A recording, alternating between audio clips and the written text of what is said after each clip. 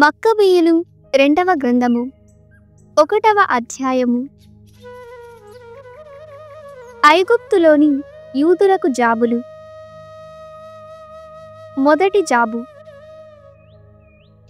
యెరూషలేములో యూదయలో నివసించు యూదులు ఐగుప్తునందలి సోదర యూదులకు శుభములు పలికి వ్రాయునది. మీకు శాంతియు అభ్యుదయములు సిద్ధించునుగాక. ప్రభువు తన విశ్వాసదాసులైన అబ్రహాము, ఈసాకు, యాకోబులతో చేసుకొనిన నిబంధనమును స్మరించుకొని మీకు మేలు చేయునుగాక. ప్రభువు మీకు తన్ను ఆరాధించు బుద్ధి పుట్టించునుగాక. అతడు మీరు హృదయపూర్వకముగా ఉత్సాహముగా తన చిత్తమును పాటించునట్లు చేయునుగాక. తన ధర్మశాస్త్రమును తన ఆజ్ఞలను అర్థము చేసుకుని శక్తిని మీకు ప్రసాదించి మీకు శాంతిని దయచేయునుగాక. మీ ప్రార్థన లాలించి మీ తప్పిదములను మన్నించునుగాక. ఆపత్కాలమున మిమ్ము చేయి విడవకుండునుగాక. ఇచట మేము మీ కొరకు ప్రార్థనలు అర్పించుచున్నాము. 169వ ఏట దెమేత్రియుసు పరిపాలనా కాలమున మేము మీకొక లేఖను వ్రాసి ఇట్లు తెలియజేసితిమి. యాసోను అతడు అనుచరులు మన పరిశుద్ధ దేవాలయము మీద తిరగబడిన తరువాత మేము వేదహింసలకును ఉపద్రవములకును గురి అయితిమి. వారు దేవాలయ ద్వారములను తగలబెట్టి నిర్దోషులైన ప్రజలను వధించిరి. అంతటా మేము ప్రభువునకు మొరపెట్టగా మా వేడుకోలను ఆలించెను. మేము జంతుబలులు ధాన్యబలులు అర్పించితిమి. దేవాలయమున దీపములు వెలిగించితిమి. సాన్నిధ్యపు రొట్టెలను అమర్చితిమి. కనుక మీరును కీస్లేవు నెలలో గుడారముల పండుగ జరుపుకొనుడు. ఈ కమ్మ 188వ ఏట వ్రాయబడినది. రెండవ జాబు. యెరూషలేములోని యూదయలోను వసించు యూదులు, యూదుల పరిపాలన సభ, యూదాసు కలిసి యాజకుల తెగకు చెందినవాడును టోలమీ రాజునకు అభిషిక్తుడైన గురువు అరిస్టోబులసునకును ఐగుప్తులోని యూదులకును నమస్కరించి వ్రాయునది. మీకెల్లరికి శుభాకాంక్షలు, ఆరోగ్యము సిద్ధించునుగాక. అంటియోకొసునకు శిక్ష, దేవునికి వందనములు. ప్రభు మమ్ము పెద్ద ఆపద నుండి కాపాడును కనుక మేమతనికి వందనములు చెల్లించుచున్నాము. మేము రాజును ఎదిరించి పోరాడవలసి వచ్చెను. కాని ప్రభువు అతనిని పరిశుద్ధ నగరము నుండి పారద్రోలెను. అంటియోకసు రాజు పారసీకమున ప్రవేశించినప్పుడు అతని సైన్యము అజేయముగా నుండెను. కాని నానయ దేవతను అర్చన చేయు యాజకులు మోసముతో అతని సైన్యమును తమ గుడిలోనే చిత్రవధ చేసిరి. ఆ రాజు తన స్నేహితులతో నానయ దేవలమునకు వెళ్ళెను. అతడు ఆ దేవతను పెంగియాడి ఆమె దేవలమునందలి నానావిధ నిధులను వరకట్నము పేరుతో అపహరింపచూచెను. యాజకులు ఆ నిధులను దేవాలయమున ప్రదర్శింపగా రాజు వానిని స్వాధీనము చేసుకొనుటకు గాను కొద్దిమంది మిత్రులతో దేవాలయములోనికి వెళ్ళెను. కాని యాజకులు వెంటనే గుడి తలుపులు మూసిరి. వారు పైకప్పులోని రహస్య తలుపు తెరచి రాజును అతని మిత్రులను రాళ్లతో కొట్టి చంపిరి. వారి తలలను నరికివేసి దేవాలయము వెలుపల నిలిచియున్న ప్రజల చెంతకు ఇసిరివేసిరి. ఆ దుర్మార్గులను తగిన రీతిగా శిక్షించినందులకు గాను మన దేవుని స్తుతింతుముగాక. అన్ని కార్యములకు గాను అతనిని కీర్తింతుముగాక. పవిత్రాత్మ పదిలముగా ఉండుట. మేము కీస్లేవు నెల 25వ తేదీ గుడారముల పండుగ వలె దేవాలయ శుద్ధీకరణ పండుగను కూడా జరుపుకొందుము. మీరును ఈ పండుగను చేసుకోవలయునన్న కోర్కెతో మేమీ క్రింది సంఘటనమును గూర్చి మీకు వ్రాయిచున్నాము. ఈ పండుగను చేసుకొనుట ద్వారా పూర్వము నెహెమ్యా దేవాలయమును పీఠమును పునర్నిర్మాణము చేసి బలులర్పించినప్పుడు అగ్ని ఎట్లు ప్రత్యక్షమైనదో మీరు గుర్తుంచుకొందురు. మన పూర్వులు పారసీకమునకు బందీలుగా వెళ్ళినప్పుడు భక్తిమంతులైన యాజకులు కొందరు పీఠము మీద నుండి అగ్నిని తీసుకొని వచ్చి ఎండిపోయిన ఒక బావిలో రహస్యముగా దాచియుంచిరి. వారు ఆ నిప్పును నేర్పుతో దాచిరి కనుక అది ఎవరికంటనూ పడలేదు. చాలా ఏండ్లు గడిచిన తరువాత దేవునికి అనుగ్రహము కలుగగా పారసీక ప్రభువు నెహెమ్యాను యెరూషలేమునకు పంపెను. నెహెమ్యా పూర్వము నిప్పును దాచిన యాజకుల వంశజులను పిలిచి, మీరు వెళ్ళి ఆ అగ్ని ఎచ్చట ఉన్నదో కనుగొనుడని చెప్పెను. వారు అగ్ని కాదు కాని ఏదో చిక్కనైన ద్రవ పదార్థము తమ కంటబడినదని మాతో చెప్పిరి.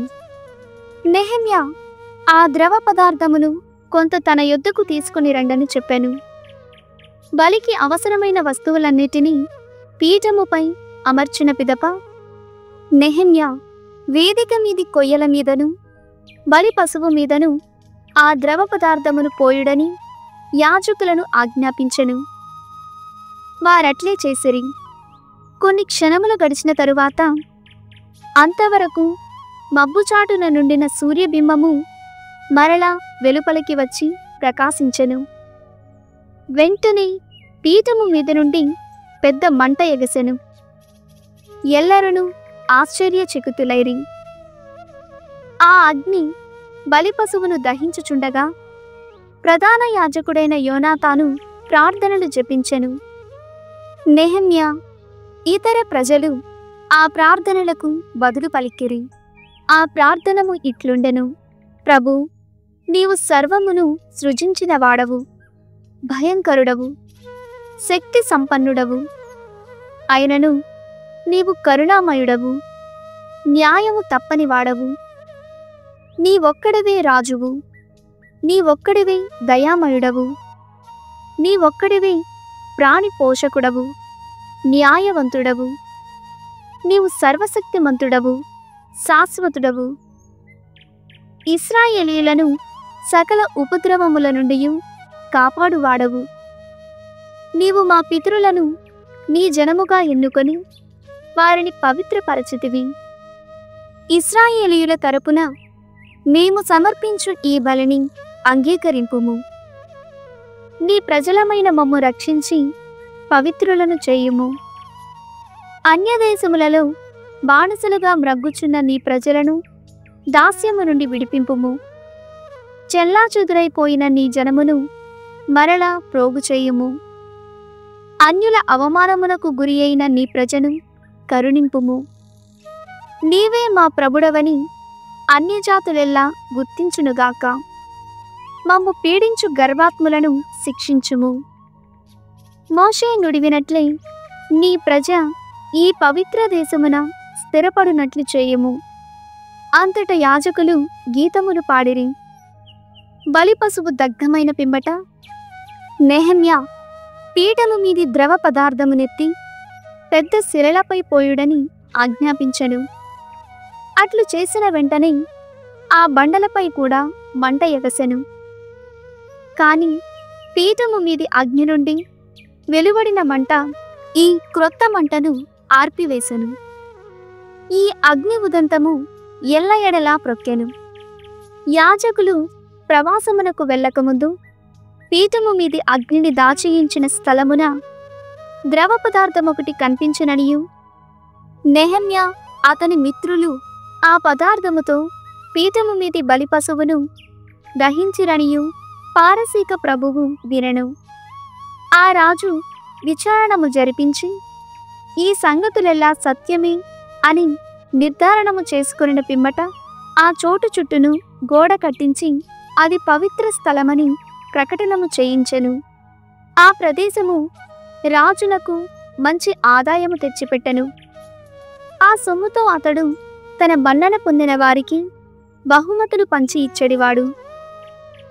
నెహమ్యా అతని స్నేహితులు ఆ ద్రవ పదార్థమును నెఫ్తారు అని పిలిచిరి. ఆ మాటకు శుద్ధీకరణము అని అర్థము. కాని ప్రజలు మాత్రము దానిని నఫ్తా అనియే పిలిచిరి. సీరా పుత్రుడైన యేసు జ్ఞాన గ్రంథము 40వ అధ్యాయం. నరజీవితము నికృష్టమైనది. ప్రతి నరుడును కష్టించి పనిచేయవలసినదే. ప్రతి మనుజుని తల మీదను పెద్ద బరువు మోపబడి ఉన్నది. మాతృగర్భము నుండి పుట్టినది మొదలు భూగర్భమును చేరు వరకు నరునికి ఈ భారము తప్పదు. వారి సందిగ్ధతలు, వారి హృదయ భయాలు, వారి ఆతురతతో కూడిన ఆలోచనలు కలిగిన రోజు అది వారి మరణ దినము. సింహాసనమును అధిష్ఠించు రాజు నుండి మట్టిలో పడి పొర్లాడు దరిద్రుని వరకును, రాజవస్త్రములను కిరీటమును ధరించు ప్రభువు నుండి గోనె తాల్చు నిరుపేద వరకును నరులెల్లరూ కోపము, అసూయ, విచారము, సంక్షోభము, మృత్యుభయము, కలహము, వైరము మొదలగు వానికి లోనగుదురు. నరుడు రేయి నిద్రించినప్పుడు కూడా పూర్వ బాధలే నూత్న రీతిలో గోచరించును. అతని కంటికి కొంచెము పునుకు పట్టినదో లేదో నిద్రలో పగటిపూట కనిపించినట్లుగా దృశ్యములు చూపట్టును. అతడా ఘోరమైన దృశ్యములను గాంచి భీతి చెందును. తాను యుద్ధము నుండి పరుగు తీయుచున్నట్లు భావించును. ఆ పరుగులో తాను సురక్షిత స్థానమును చేరినట్లు తలచును. అంతలో మెలకువ వచ్చి ఇక భయపడనక్కరలేదని ఎంచును. శరీరధారులైన నరులు, మృగములు మొదలైన జీవకోటికంతటికిని పాపాత్ములకు 7 రెట్ల అధికముగా పట్టు దుర్గతులు ఏవనగా మృత్యువు, హింస, కలహము, హత్య, వినాశము, క్షామము, దుఃఖము, మహామారి.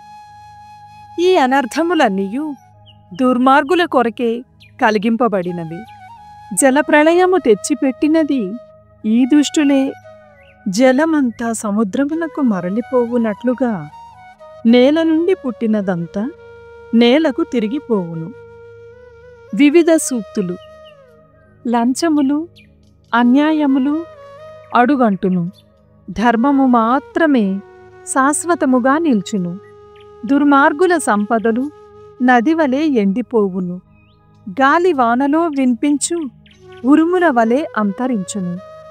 ఉదారముగా దానము చేయువాడు సంతోషము పొందును. కాని దుర్మార్గుడు సర్వనాశనమగును. భక్తిహీనుల తనయులకు పెద్ద కుటుంబములుండవు. వారు రాతిమీద మొలచిన మొక్కల వలె క్షీణింతురు. ఏటి ఒడ్డునెదుగు తుంగలన్నీ మొక్కల కంటే ముందుగా కోసివేయబడినట్లే వారును నాశమవుదురు. కాని కరుణ భాగ్యవనము వంటిది. దానము శాశ్వతముగా నిల్చును. ఉపమానములు. సంపన్నుడుగా నుండుట, కూలి చేసుకుని బ్రతుకుట రెండునూ మంచివే. కాని ఈ రెండింటి కంటెను నిధిని పొందుట మెరుగు.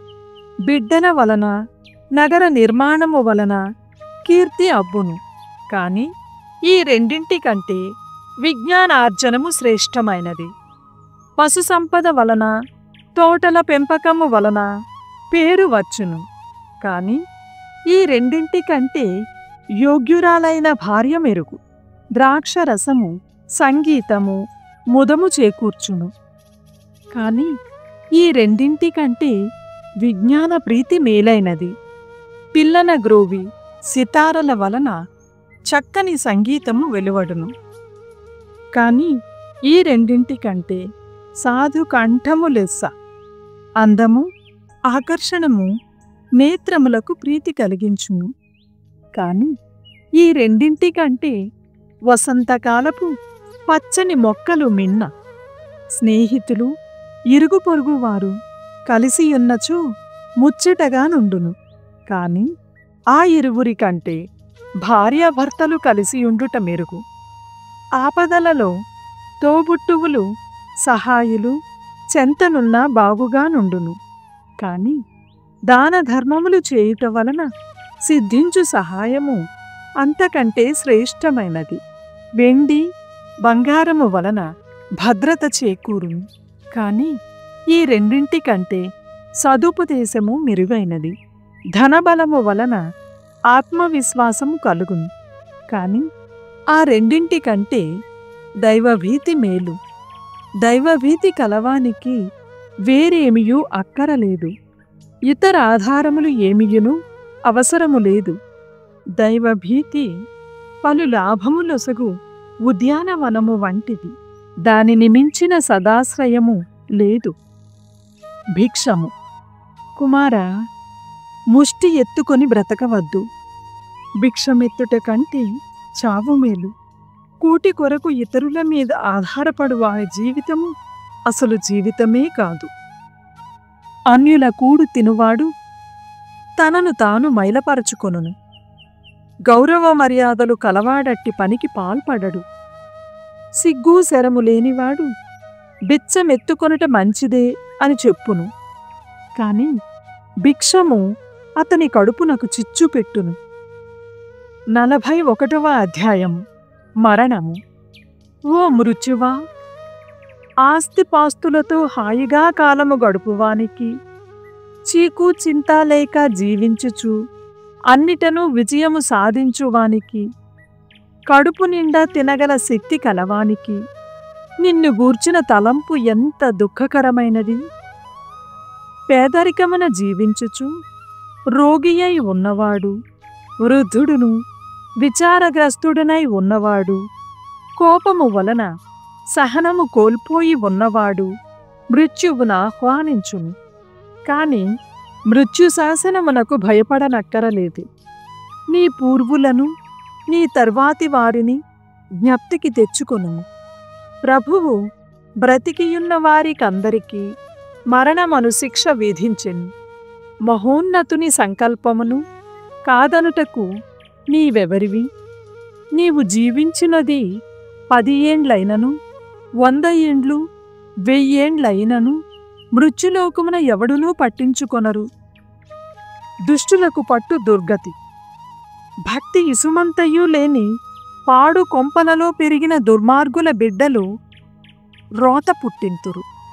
వారు తాము వారసత్వముగా పొందిన ఆస్తిని కోల్పోతురు. వారి బిడ్డలకును కలకాలము మచ్చు తప్పదు. భక్తిహీనుని బిడ్డలు మా అపకీర్తికి నీవే కారకుడవని తమ తండ్రిని నిందింతురు. భక్తిహీనుడా, నీవు దేవుని ధర్మశాస్త్రమును విడనాడితివి కనుక నీకు వినాశము తప్పదు. నీవు జన్మించినప్పుడే శాపగ్రస్తుడివైతివి. చనిపోవునప్పుడును నీకు శాపము తప్పదు. నేల నుండి పుట్టినది నేలకే తిరిగిపోవును. భక్తిహీనులను అడపొడ కానరాకుండా పోవుదురు. నరులు చనిపోయిన వారి కొరకు విలపింతురు. కాని దుర్మార్గుల మరణానంతరము వారి పేరు కూడా మిగలదు. నీ కీర్తిని నిలబెట్టుకొనుము. నీవు గతించిన పిదప కూడా నీ మంచి పేరు నిలిచియుండును. అది 1000 సువర్ణ నిధుల కంటెను ఎక్కువ కాలము మనును. నరుని మంచి జీవితము కొన్నాళ్లపాటు మాత్రమే కొనసాగును. కాని అతని సత్కీర్తి శాశ్వతముగా నిల్చును. సిగ్గుపడవలసిన విషయములు. బిడ్డలారా, నా ఉపదేశమును పాటించి శాంతిని పొందుడి. విజ్ఞానమును నిధిని దాచి ఉంచినచో ఎట్టి ప్రయోజనమునూ లేదు. విజ్ఞానమును దాచియుంచువానికంటే మూర్ఖతను దాచియుంచువాడు మెరుగు. నేను పేర్కొను సందర్భములలో మాత్రము సిగ్గును పాటింపుడు. అన్ని రకములైన సిగ్గులు మంచివి కావు.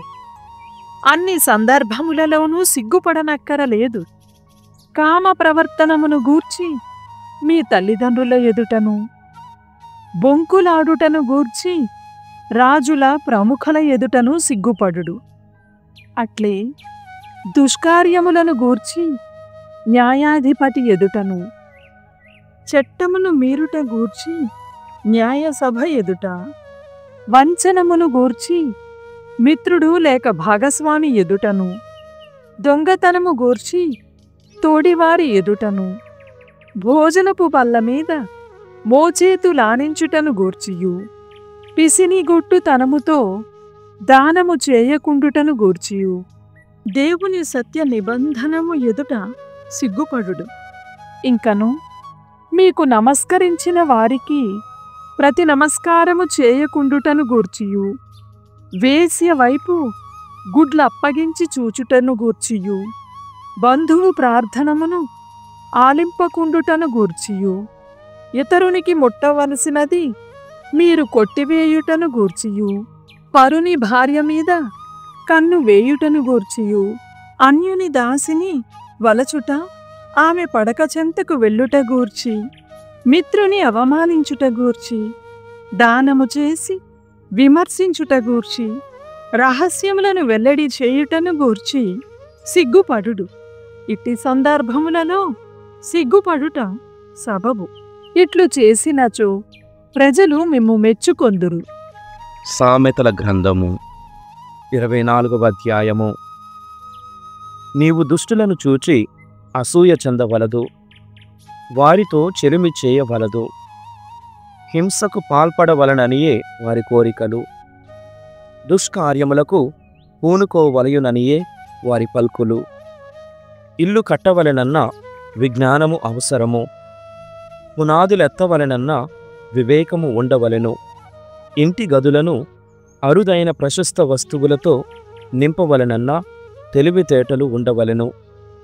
బలాఢ్యుని కంటే జ్ఞాని మేలు, సత్తువ కంటే తెలివి మిన్న. మంచి యత్నము వలన యుద్ధము గెలవవచ్చును, మంచి సలహా వలన విజయము సిద్ధించును. విజ్ఞాన వాక్యములను మూర్ఖుడు అర్థము చేసుకోలేడు, అతడు సభలో నోరు విప్పి మాటలాడలేడు.